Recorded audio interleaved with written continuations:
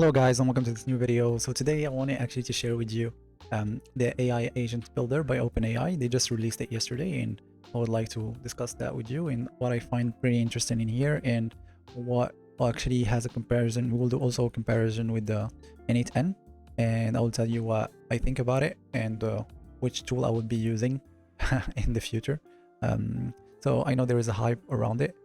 So as I have seen it today, it's actually mostly done for, I would say, agent AI creators or developers, I would say, or businesses that would like to use their AI agent and implement it in a kind of SaaS way. And why I'm saying that? Because here, as you can see, you can deploy it in two ways. So the chat kit or the agent SDK. And you can test it using the preview. Okay, so there is an error. I will go back and I will use the other one that I have created, which is the AI agent that allows me actually to get companies that raised a Series A, for example.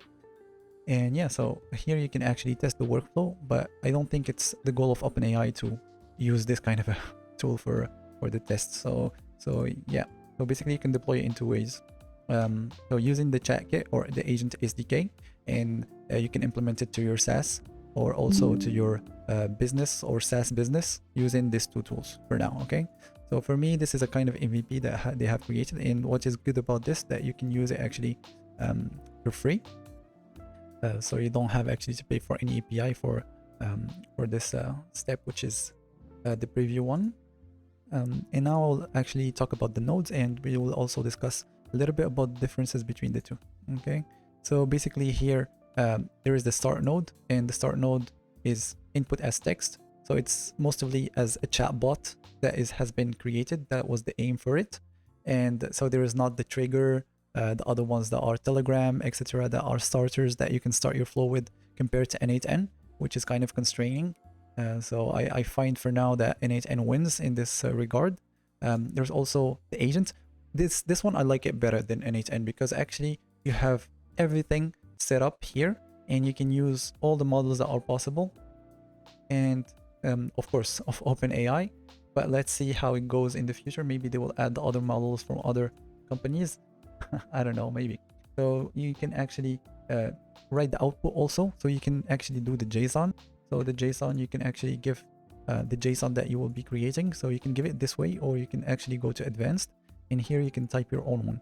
I also figure out actually that there is a generate one that you can use for AI. For example, you can say an array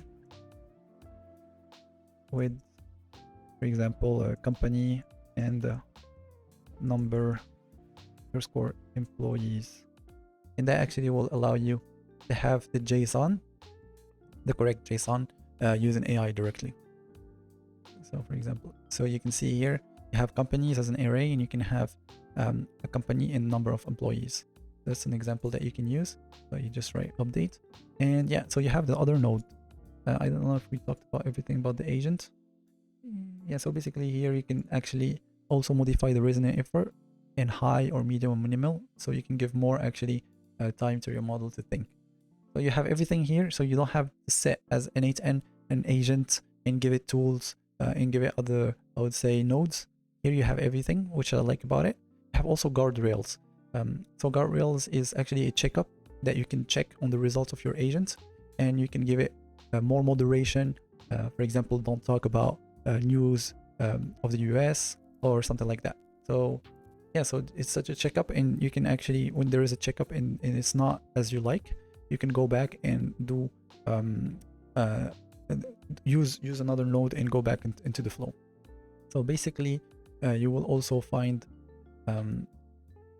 the file search, which also you can find it here. So I don't understand why there is actually a node that is outside. So you can find it in the agent, and you can use a tool. So here you can actually use multiple tools. So you have MCP servers, file search, web search, and code interpreter. So for the MCP server, you can use, there are already MCPs that are existing, so are the most known MCPs, but you can use your own MCP using this MCP. So you can only, I think, use the MCPs that are hosted externally, but locally you have to create your own and deploy it to use it. And what I don't like also about this is there is no HTTP request as the n8n. Maybe it will come later on, I don't think so, because I think OpenAI targets more, I would say, companies that will be using directly this in a chatbot and directly interacting directly with their SaaS. So there is the data nodes, which is the transform and set state. So the transform, if you want to transform, for example, your data to a JSON object or something like that, you can use this node, and you can use the get state, the set state. Pardon me. So you set actually the global variables. You can set it for the whole flow. Okay, let's go back now. The file search. So this is what is great about this, because you can use actually directly the vector database that has been given to you by OpenAI. So this is very, very nice, because also kind of a speed, kind of spectrum. You will have actually the access directly to the system, which is the OpenAI system. So it's going to be pretty quick, and you will not be using the vector database outside, for example, Supabase or something like that. So this is great. And for the MCP, to be honest, I never use that one. I always use my agent one, and the guardrails is something that I have already talked about. So this is the end node. So when you have finished actually your flow, you just put this at the end as the trigger node in the start. So here you have your user approval. So here actually using your chatbot, you can approve or not approve the result, and you can actually go back into your flow. This is a if-else statement, as you all know, and this is a while node. I hope this presentation was pretty useful to you guys. I just tried actually to give as much as description.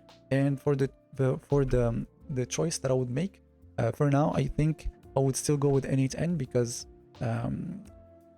I'm using it and it has a lot of nodes that I can use.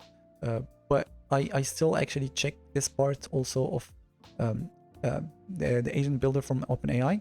It's still actually fresh, so I think it's a kind of MVP.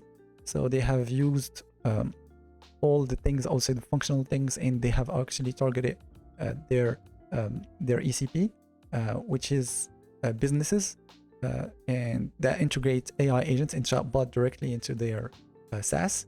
So I think that they are their main customer, and the n8n, I think they are more targeting the no coders. So for now, I'm still checking the n8n, but I will be also using this tool, because I think it has a lot of potential, and this is not the end of this tool. And let's see, maybe I will try to integrate it somewhere in my SaaS and see how it goes.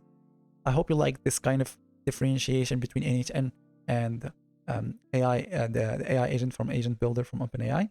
And yeah, see you in the next one.